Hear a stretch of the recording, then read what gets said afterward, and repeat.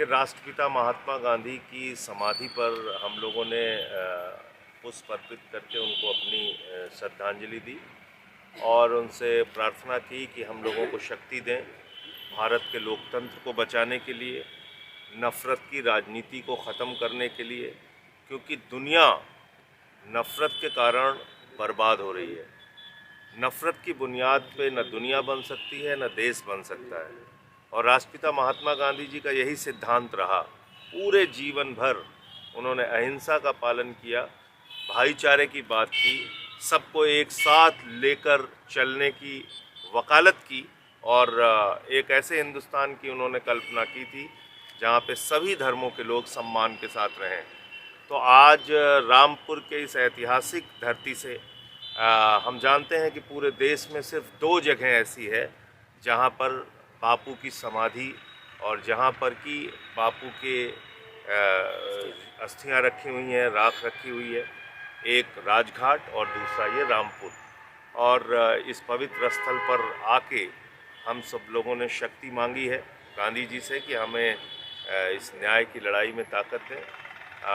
आज से ही रामपुर से अमरोहा तक, रामपुर, मुरादाबाद, अमरोहा, इन 3 जिलों को कवर करते हुए वोट बचाओ संविधान बचाओ की पदयात्रा हम लोग शुरू करने जा रहे हैं, जिसकी शुरुआत काशीराम कॉलोनी से होगी।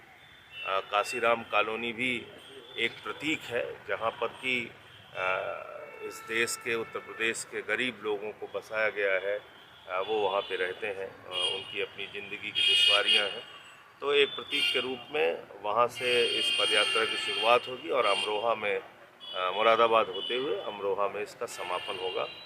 वोट का अधिकार जिस तरह से छीना जा रहा है, अभी हम लोगों ने देखा लगभग 97 लाख वोट तमिलनाडु में काट दिए गए। तैयारी है कि उत्तर प्रदेश में 3.5 से 4 करोड़ वोट काट दिए जाएंगे। तो जब इतने वोट ही कट जाएंगे तो फिर लोकतंत्र का क्या मतलब रहेगा। जो अधिकार गांधी जी की बदौलत, बाबा साहब की बदौलत, हमारे महापुरुषों की बदौलत, शहीद आजम भगत सिंह की बदौलत हमको मिला है, शहीद अशफाक उल्लाह की बदौलत हमको मिला है, उन अधिकारों का क्या होगा। तो वोट का अधिकार बचाने के लिए और भारत का संविधान बचाने के लिए आए दिन भारत के संविधान पे हमला हो रहा है। आए दिन यहाँ पर नफ़रत फैला के, भेदभाव करके लोगों के अधिकार छीने जा रहे हैं। तो इन 2 मुद्दों पे हम लोग ये पदयात्रा करेंगे, जगह जगह सभाएं भी करेंगे, अपनी बात। आपने रामपुर से कहा, रामपुर के यहाँ से गांधी समाधि से आपने आरंभ किया, तो इसका कोई राजनीतिक पहलू भी है रामपुर से शुरू करने? देखिए, इसका सबसे बड़ा राजनीतिक पहलू ये है कि आज गांधी जी के विचारों को मारा जा रहा है। एक ऐसी सरकार है जो गोडसे को अपना आदर्श मानती है, जो नफ़रत फैलाने की बात करती है। तो उससे कौन लड़ेगा? उससे लड़ने के लिए आपको गांधी जी के रास्ते पर जाना पड़ेगा, गांधी जी को अपनाना पड़ेगा अपने आचरण में, अपने विचारों में, तभी आप इन लोगों से लड़ सकते हैं।